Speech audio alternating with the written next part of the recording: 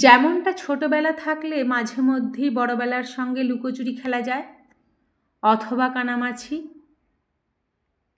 কি সৌভাগ্য! ঠিক অমনি আমার একটা ছোটবেলা ছিল।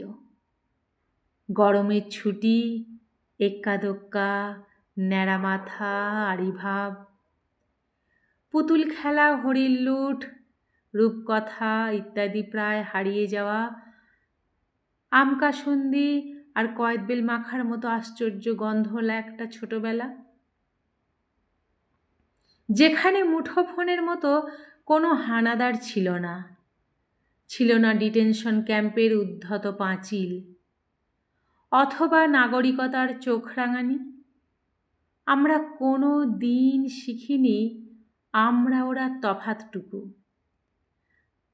আমরা গাড়ি বলতে বুঝতাম কালো হলুদ ট্যাক্সি, আর নিজেদের দুটো পাই পার করতাম তেপান্তর। আমরা অজস্র পাড়াতুতো, গ্রামতুতো, দেশতুতো সম্পর্কের সুতো নাতা জড়িয়ে দিব্যি থাকতাম। আমাদের লুচি পাতার ভাত ছিল, তেঁতুল বীজের অগন্তি মোহর ছিল, বাসের টিকিটের নোট ছিল, ইন্দ্রজাল কমিক্স ছিল, শীতের ছুটিতে সার্কাস ছিল।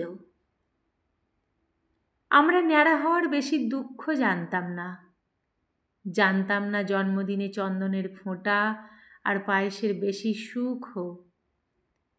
রাজপুত্র আর রাজকন্যা সুখে থাকলেই মুড়িয়ে যেত গল্পের নোটে গাছ, আর চোখ জুড়ে নেমে আসত ঘুম।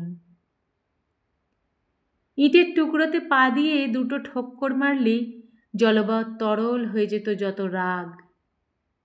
আড়ি থেকে ভাব করতে 10 মিনিট, ব্যাস। কি ভাগ্যিস এখনো আমাদের ছোটবেলাটা বড়বেলার মতো জটিল হয়ে যায়নি। এখনো আইকন বাইকন তাড়াতাড়ি বললেই ছোটবেলার সব হাসি মুখগুলো মনে পড়ে।